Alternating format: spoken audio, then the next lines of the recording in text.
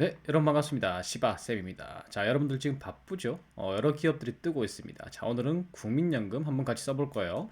늘 하던 대로 항목 분석, 뒤에 상평가 지표, 작성 전략 요런 건 영상에서 그리고 하단 고정 댓글 링크 따라가시면 템플릿하고 예시 있는 거 아시죠? 영상 시청 후에 보시면서 적으시면 되겠습니다. 항목 1번부터 바로 갑니다. 1번 항목은 지난번 채용하고 바뀐 게 없어요. 인재상 일치도를 이제 평가하는 항목이고 이게 조직 적합도를 평가하는 겁니다. 그래서 이제 뭐 인재성 이거 세 가지가 있죠. 직업윤리, 전문성, 혁신 요걸 보시면 되고 문제는 지금 전문성 요 세 개 중에서 전문성을 선택할 경우에는 사실 항목 3번에 기재가 가능합니다. 이런 부분은 어떤 노력을 했는지 직무에 대해서 그렇기 때문에 내용 중복이 될 수 있습니다. 그리고 혁신인 같은 경우에도 이 항목 2번에 쓸만한 내용일 가능성이 큽니다. 혁신이라는 게 뭐 새로운 도전을 하거나 이런 거잖아요. 근데 항목 2번이 딱 그거에 맞는 거기 때문에 만약에 항목 1번에서 전문성하고 그러니까 이거 글로벌 전문인하고 자율적 혁신인을 만약에 써버리면 그 다음 항목을 작성하는데 약간의 문제가 있을 수 있습니다. 그래서 제 추천은 실천적 윤리인으로 쓰시는 걸 추천을 드리고요.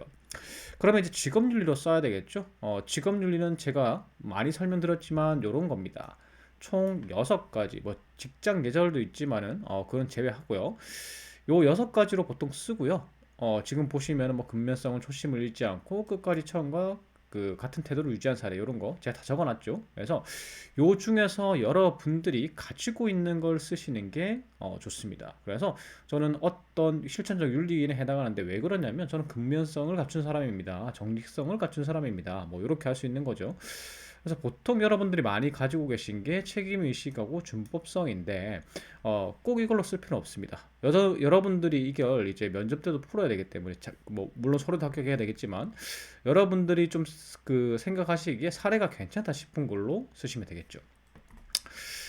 자, 그리고 또 이제 제가 빨간색으로 이 책임의식하고 준법성을 이제 해놓은 이유는 요걸로 쓰면 좋은 이유는 뭐 사례 가 여러분들이 많은 거 측면도 있겠지만 직무기술서 때문입니다. 직무기술서에 보면요 웬만한 직무에 다 책임감하고 그 다음에 규정 준수가 적혀 있어요.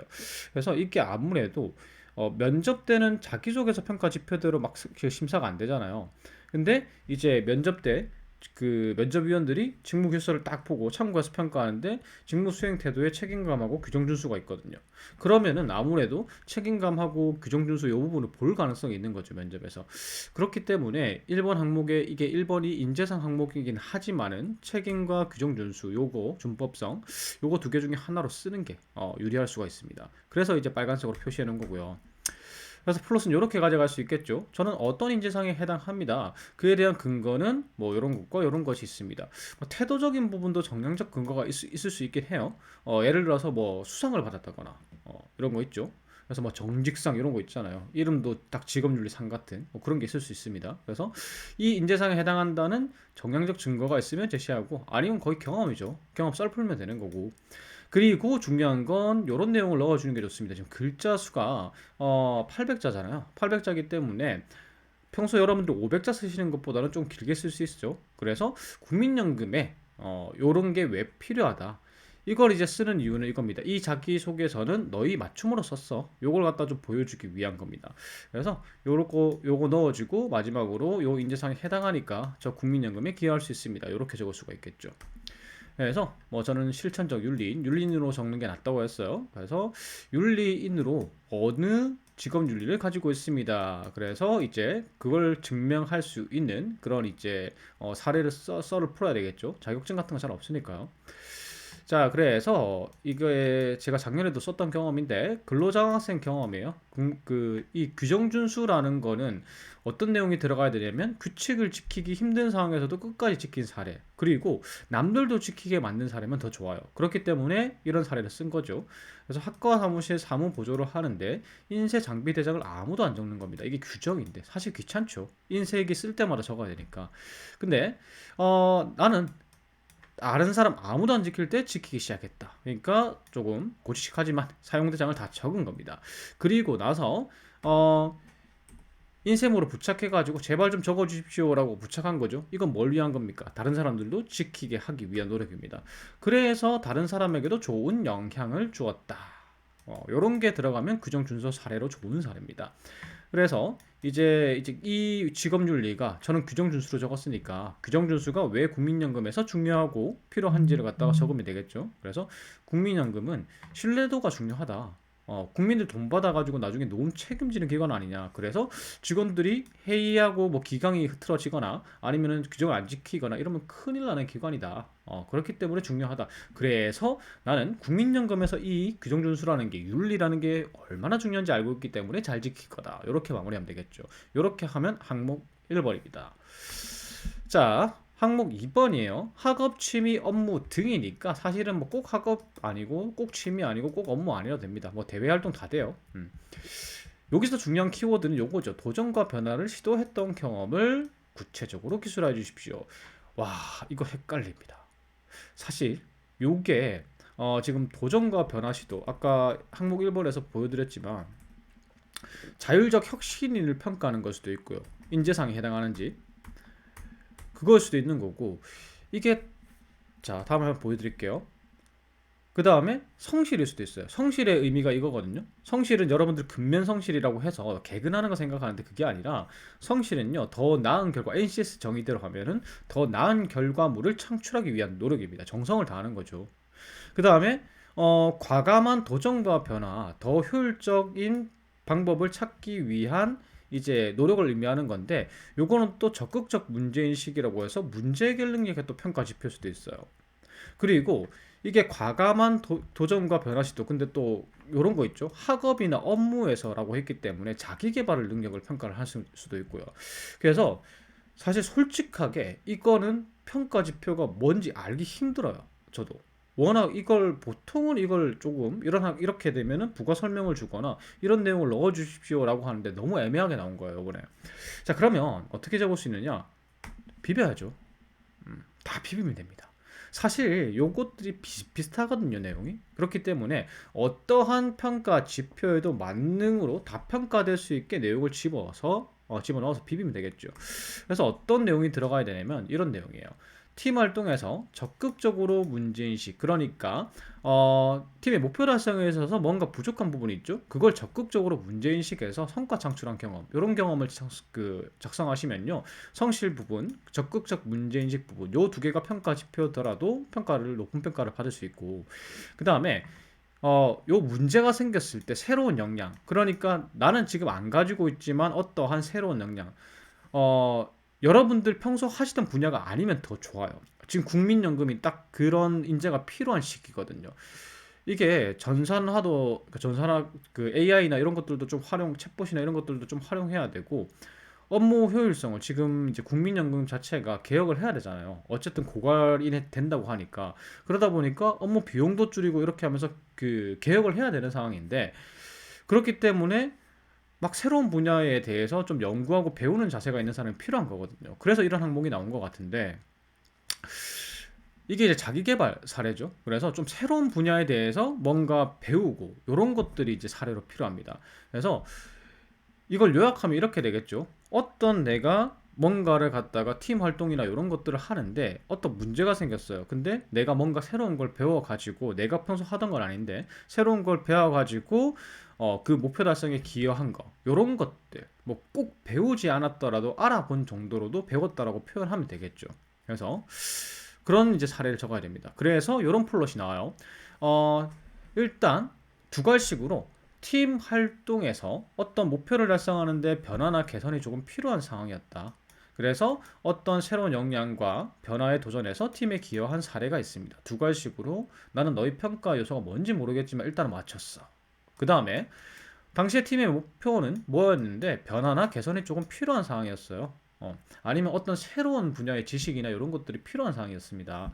그래서 그걸 보완하기 위해서 내가 역량 향상을 위해서 노력을 했고 그래서 성과 창출에 기여했고 현 상황에서 이런 인재가 지금 꼭 필요한 상황 아니냐 너희 개혁해야 되지 않느냐 그래서 나는 이런 성향을 가지고 있기 때문에 기여할 자신이 있습니다 이런 식으로 마무리 하시는 거예요.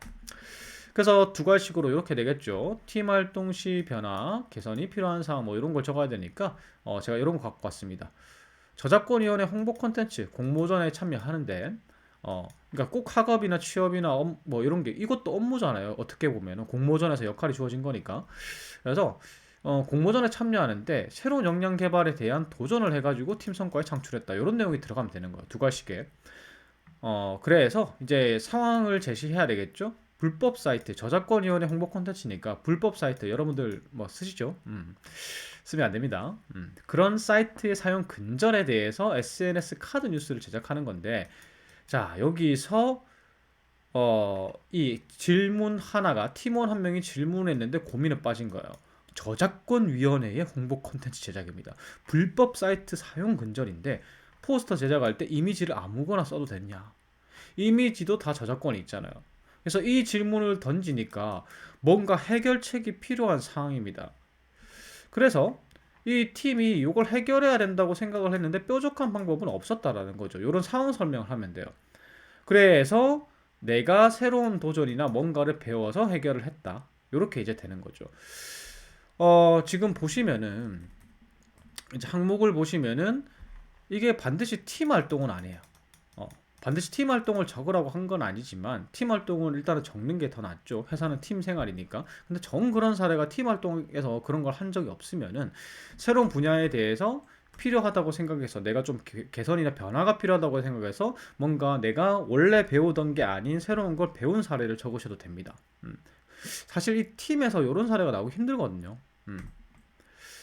자, 그래서 저의 새로운 분야의 도전으로 해결됐다. 그래서 이런 거 지금 이제 첨단 과학기술 컨텐츠를 즐겨보는데 AI를 활용했다. 요즘은 이런 게 이제 약간 치트키죠. AI를 활용해서 뭔가 문제를 해결했다. 신기술이죠, 맞죠?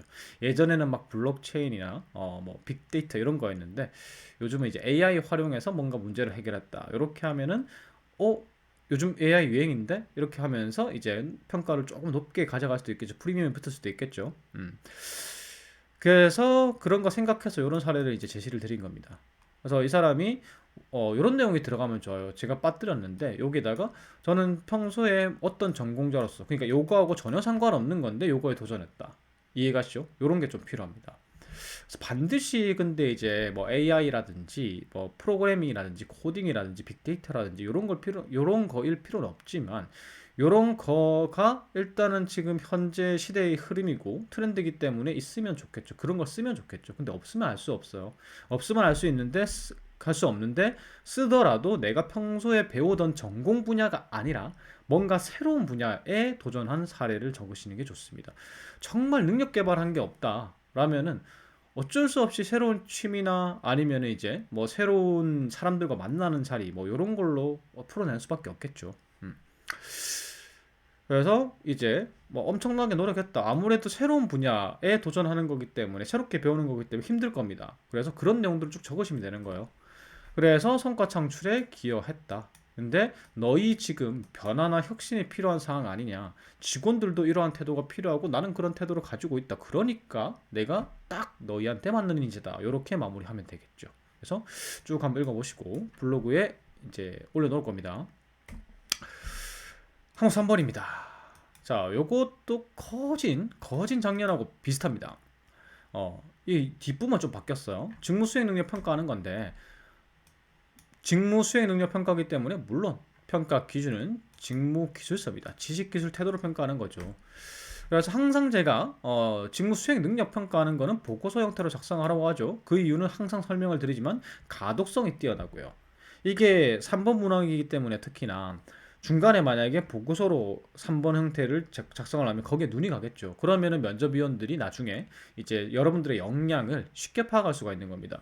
그래서 가독성이 높고 그 다음에 보고서 형태로 쓰는 게 뒤에 막 씁니다, 했었습니다 이런 걸 빠뜨려도 되잖아요. 그러니까 뭐뭐 했음 이렇게 적을 수 있잖아요. 그러니까 글자 수에도 용이해서 보통 이게 서술식으로 쓰면은 800자 정도면요. 여러분들이 능력 한 뭐 3개 정도? 2개나 3개, 많으면 3개인데 3개 잘 못 써요. 한 2개 정도밖에 못 쓰는데 이렇게 쓰면은 진짜 4, 5개, 보고서 형태로 쓰면은 4, 5개도 적을 수 있습니다. 그래서 일단 작성 준비를 좀 하셔야 됩니다. 직무 기술서를 먼저 펼칩니다. 그리고 나서 여러분들이 보유한 능력들을 표기를 하십시오.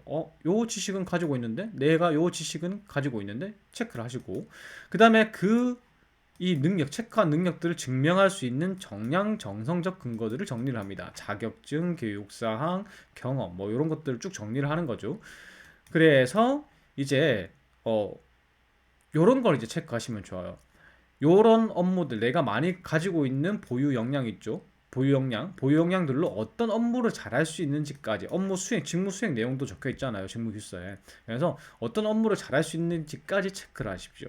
그리고 나서 넘어가시면 작성으로 넘어가시면 됩니다. 작성은 이렇게 적으시면 좋아요. 제가 어떤 전문가로 성장하는 게 최종 목표입니다, 지금. 그래서 제가 과거에 이때까지 이런 능력과 이런 능력을 개발하기 위해서 노력했고, 그 능력을 정리하면은 능력 키워드는 이거고 증거는 이렇게 있습니다. 그래서 요걸 바탕으로 자신 있는 업무가 무엇입니다. 자, 잘 이해가 안 가죠? 이렇게 적는 겁니다. 음. 제가 전사적 자원관리 전문가가 되는 게 목표다. 그래서 이제 뭐 요렇게 이제 요런 목표 키워드 잡는 걸 좀 힘들어 하시는데 요거는 이제 챗GPT나 네이버 클로바이스, 그러니까 예를 들면 나는 인사에서 더 전문성을 키우고 싶은데 인사 전문가는 최종적으로 어떤 전문성을 가진 전문가로 성장할 수 있어, 요렇게 물어보면은 막 그렇게 얘기를 해줘요. 그래서 그런 거 가지고 이제 이 목표치를 잡는 거고, 그래서 이 목표치를 하려고 하면은 총무, 자산관리, 인사 뭐 요런 전문성을 갖다가 키워야 돼서 요런 노력을 해왔다. 그래서 노력으로 증거로 총무 능력 키웠다. 총무 능력은 경력은 요렇게 어디서 사무직 했는데 기간은 얼마고 어떤 업무 했다. 그 다음에 자격증은 요런 거 땄다. 그 다음에 교육은 요런 거 받았다. 그리고 경험은 뭐 여기서 어떤 경험을 했다. 그래서 위에 있는 경험들 바탕으로 해서 이런 능력을 향상시켰고, 그렇기 때문에 이 업무를 잘할 수 있다. 이렇게 적으면 되는 거죠. 그래서 뭐 총무, 자산관리. 그러니까 자산관리는 경력이 관련은 경력은 없지만 자격이 이렇게 있고 교육받았다. 습득 능력 이렇게 습득했고 그래서 이 일을 잘할 수 있다. 이렇게 한 3, 4개 정도 적을 수가 있겠죠. 이렇게 쭉 적은 다음에 자, 교육도 만약에 전공이 관련 교과가 있으면 과목명 몇 개 적고 총 관련해서 몇 학점 이수했다. 외부 교육 같은 경우에는 이제 교육 제목 적고 어디서, 여기 지금 어디서 받았는지가 좀 빠지긴 했지만 어디서 받았고, 이건 블라인드를 해야겠죠, 맞죠? 사실 완전히 이게 블라인드에 걸리는 건 아닌데 혹시 모르니까 이제 교육기관도 블라인드에서 어떤 기관에서 받았다. 그래서 어떤 교육 받았고 몇 시간 이수했다. 이런 걸 적으면 되는 거죠. 그래서 쭉 적으면 돼요. 쭉 적어서 마지막에 한 번 더 요약하면 됩니다. 그래서 제가 총무, 자산관리, 인사에 대한 전문성을 키웠고 요걸로 이 업무 잘할 수 있습니다. 요렇게 마무리 지으면 되는 거죠. 자, 항목 4번 갑니다. 요즘 이게 유행인 것 같아요. 그러니까 이견을 가진 사람들을 효과적으로 소통해서 긍정적인 결과를 얻었던 경험, 이게 요즘 약간 유행입니다. 왜 그런지 모르겠어요. 이유를 한번 생각해 보면 이런 건 있을 것 같습니다. 이제 지금 세대 갈등이 심각합니다. 공공기관에서 심각하고, 워낙 사람들의 생각이 요즘은 다르고 그걸 표출하잖아요. 그러다 보니까 직원들끼리 이견이나 싸우는 경우도 되게 많다고 해요. 예전보다. 그래서 갈등이 좀 심한 거죠. 그리고 국민연금 같은 경우에 변화가 심하다 보니까 항상 변화 시기에 그 변화 방향에 대해서 이견이 많이 발생합니다. 그렇기 때문에 지금 국민연금 같은 경우에 계속 소통 얘기하고 맞죠? 변화 혁신 얘기하고 있어요. 아무래도 이제 그런 쪽에 강점을 가진 사람을 채용하려고 분위기를 잡고 있는 것 같습니다. 그래서 이게 요런 이제 항목이 나오면 보통 대인관계 능력의 협상이나 갈등 관리 능력, 혹은 이제 여기에서 추가된다면 뭐 의사소통 능력 정도, 요렇게 이제 평가 기준인데 비슷비슷해요. 그냥 이런 능력입니다. 갈등이나 이견이 발생하겠죠. 그럼 그 원인 파악에서 적극적으로 해결할 수 있는 사람인가, 그런 태도를 가진 사람인가, 이런 것들을 평가하는데, 제가 요 항목 첨사 가다가 미치는 게 뭐냐면, 다 경청한다고 적어요. 진짜 열의 반, 그러니까 절반은요 자기가 경청해서 많이 들었습니다 막 이렇게 적어요. 경쟁력이 없죠, 다 그렇게 적는데. 이 항목에 반드시 들어갈 될 내용은요 두 가지입니다. 여러분들은 그냥 경청했다고 적어요. 그게 아니라 좀 디테일하게 적어야 돼요. 상대의 행동과 말을 관찰했다. 그리고 분석하려고 노력했다. 그래서 왜 그 사람이 그런 주장을 하는지, 그 이면에 뒷속에 숨어 있는 속마음을 알아내려고 노력했다. 이런 게 중요합니다. 어떤 사람이 주장을 하는 이유는요, 이해관계가 얽혀있기 때문인데, 사실 이해관계를 표면적으로 나타내지 않고 숨기는 경우가 많아요. 그래서 그런 걸 알아내기 위해서 노력을 했다. 그 다음에 본인의 의사 표현 또는 경청의 강점을 제시를 해야 됩니다. 표현력이 좋다. 저의 표현력으로 예시를 잘 설명해가지고 설득했다. 혹은 내가 설득력이 있다. 조곤조곤 잘 설득할 수 있다. 나는 호소력이 있다. 진정성 있게 말한다. 그래서 제 진심이 정해지도록 말했다. 혹은 이제 경청력이 또 그냥 잘 들었다. 이게 아니에요. 하고 싶은 말을 할 때까지 끝까지 들었다. 뭐 이런 식으로. 저는 평소에 그럽니다. 남들의 말 절대 안 끊습니다. 하고 싶은 말, 제가 말하기보다 잘 듣는데, 하고 싶은 말 상대가 다 토해낼 때까지 저는 끝까지 듣습니다. 그 정도로 인내심이 강하고 경청합니다. 이런 식으로 적어줘야 되는 거예요. 그냥 경청하면요, 경청이라는 단어를 쓰면요, 또 이런 느낌입니다. 음. 그래서 이제 이렇게 작성 플롯이 될 수 있습니다. 두 갈식으로 먼저 저의 의사소통 강점이 무엇이고 무엇인데 이걸로 의견 충돌 해결했습니다. 그래서 당시에 어떤 의견이 발생했는데 이 상대가 왜 그런 주장을 하는지 뭐 행동을 관찰하거나 아니면 그 사람의 말을 곱씹어 보거나 이렇게 해서 상대의 속마음을 파악하기 위해서 노력했죠. 그래서 상대를 효과적으로 설득하기 위해서 어떤 뭐 전략을 썼거나 내가 어떤 표현법을 썼거나 이랬다. 상대에 따라서. 그래서 성과로 설득할 수 있었다. 혹은 이제 이런 것도 가능해요. 내가 내 의견이 틀렸다. 내 의견이 틀려가지고 내가 굽혔다. 이런 것도 가능합니다. 꼭 설득하지 않아도 됩니다. 음. 그래서 근데 그거는 있어야 돼요. 만약에 여기서 내가 포기를 했다. 내 의견을 라고 할 경우에는 내 생각이 틀렸다. 이런 표현보다는 우리 팀을 생각해 보니까 우리 조직을 생각해 보니까 내 의견보다는 상대방의 의견이 더 좋은 것 같았다. 그렇기 때문에 상대 의견을 지지했다. 내가 스탠스를 바꿨다. 이렇게 될 수 있는 거죠. 그리고 국민연금에서 현재 이견 해소가 중요한 이유와 기여의 다짐. 이렇게 마무리하시면 돼요. 이런 식으로 가는 거죠. 자, A경한 인턴 시 업무 처리 방법을 넣고 왜 갈등이 생겼는지, 자, 이견이 생겼는지 살짝 적고 그 다음에 나의 의사소통 장점을 가지고 해결했다. 뭐 이런 식으로 두 가지로 적어주고요. 왜 이견이 발생했는지 씁니다. 그래서 제가 제시드리는 그 소개드린 사례는 인턴하고 있는데 이 오타 찾는 거 요런 거 인턴들한테 좀 시킵니다. 그래서 오타하고 누락된 부분 막 자료 이제 검수하는 업무를 배정받은 건데 이 사례 이제 당사자는 정확성이 중요하다고 생각해서 2인 1조 그러니까 한 명이 확인하고 또 한 명이 확인하고 둘이서 크로스로 검수하는 거 요걸 갖다가 이제 하자고 했는데 다른 팀원 한 명이 그렇게 하면 시간 오래 걸리지 않느냐 왜 굳이 그렇게 하느냐 4명에서 분담하자 그럼 훨씬 빠르죠 맞죠? 자 그런 이제 이견 사항이 발생했다 그리고 이런 거 넣어주면 좋아요. 이견이 발생했을 때 가장 먼저 한 게 내가 틀렸는지 확인하는 거다. 실제로 이렇게 못하죠. 의견 차이가 발생하면 내 의견이 잘못된 건 아닌가? 이렇게 생각을 잘 못해요. 그래서 이런 거 있으면은 면접관들이 굉장히 좋아합니다. 나중에. 그래서 이 사람이 먼저 한 게 뭐냐면 내가 틀렸는지 확인했다는 거예요. 시간이 실제로 부족한 건지 내가 하는 게 너무 무리한 요구인지. 근데 사실 며칠 전에도 했고 업무 마감 시간도 넉넉해서 시간이 부족한 일은 없다고 확신을 한 거예요. 근데 이제 제가 저를 되돌아봤을 때 그런 의견이 나올 수도 있겠다라고 생각했다. 이렇게 사례 전개가 가능하겠죠. 그런 사례도 가능합니다. 그래서 내 의견을 포기했다. 이렇게 해도 되고요. 아니면은 팀을 중심으로, 팀을 기준으로 생각하면 이렇게 해보니까 무조건 내 의견이 좋았다. 그래서 내 의견이 팀을 위해서 내 의견이 이제 설득될 수 있도록 노력했다. 그런 식으로 적든지요. 뭐 전개 방향은 여러 가지입니다. 그래서 이제 이런 게 들어가야 된다고 했죠. 왜 그런 주장을 하는지 이견이라는 건 이해관계가 달라서 발생하는 거예요. 그래서 보니까 평소에 이제 그 사람의 업무 스타일이나 자주 하는 말 생각해봤고 이제 의견 조율하는데 어떤 말을 좀 자주 하는지 이런 거 면밀하게 좀 살펴봤다. 그렇게 하다 보니까 자꾸 시간이 없다는 말을 하는 거예요. 그래서 왜 시간이 부족하다고 생각하느냐? 뭐 시간 급한 일 있어? 이렇게 물어보니까 그제서야 이걸 내가 자격증 시험 있으니까 빨리 끝내자는 말을 못하죠. 회사 생활이니까 이게 아무리 인턴이라도 그러니까 이제 그렇게 물어보니까 이제 계속해서 물어보니까 속마음을 털어놨다는 거죠. 그러니까 사실은 이 사람이 뭔가 효율적이고 이런 게 아니라 그냥 4명에서 하면 빨리 끝나고 자격증 시험 공부할 시간이 확보되니까 그거 위해서 이렇게 한 거예요. 근데 이 사람은 그 사람을 계속 면밀히 관찰하고 뭐 이렇게 경청했다가 아니고 되게 디테일하게 썼죠. 자, 이렇게 해서 우선 이제 얘가 자격증 시험 때 불안한 거잖아요. 그래서 안심시키기 위해서 조금 이제 양보한 거죠.